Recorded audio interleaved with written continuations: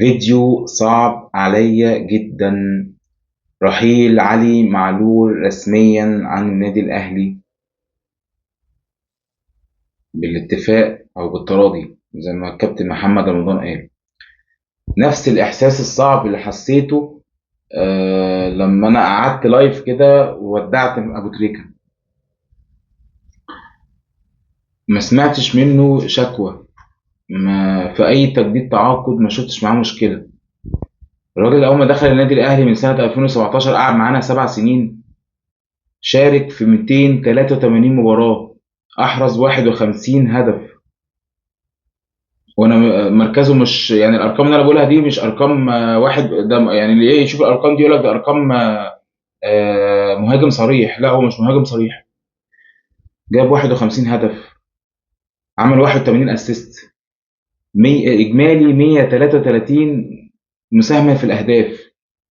والبطولات بقى إيه؟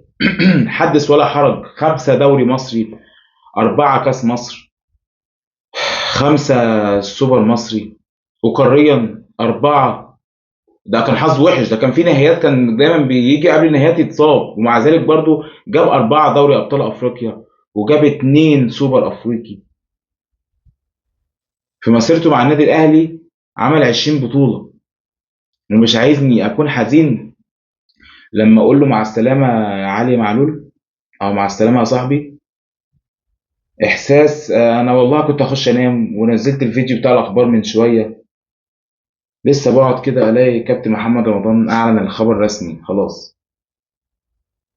ما قعدت افكر كده، ما اصل انا الواحد هينام متضايق بقى، فانا قلت اطلع اتكلم اقول اللي جوايا عشان الواحد مش مؤفر، والله ما مؤفر، والله ما مؤفر. انت لو انت، انا بشجع الاهلي بقالي 30 سنه. الاحساس اللي حسيته مع بتريكا انا حاسه دلوقتي مع علي معلول. الراجل ده احنا يعني شاركنا معاه حكايات حلوه قوي ولحظات ما تتنسيش. انا اعتقد الارقام اللي قلتها له اللي قلتها عليه من شويه دي ارقام مش هينه. بقول لكم هو واحد ساهم في 133 هدف وجاب 20 بطوله معانا، ولعب في 283 مباراه. 133 هدف، ده مش ده يعني ما، ده لو مهاجم ما يجيبش الارقام دي.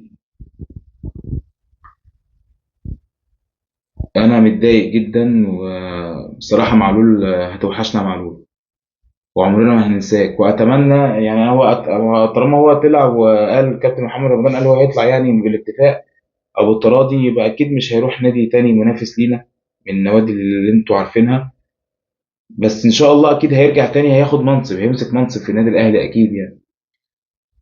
عايزين نعمل له بقى ايه يعني مباراة اعتزال كده تليق بيه. انا متضايق، انا متضايق ومش مصدق ان انا في لحظة من اللحظات هطلع يعني هتكلم في اعتزال علي معلول في اللي هو طب مهدونا لنا حتى، يعني عرفونا حتى. مع السلامة يا صاحبي.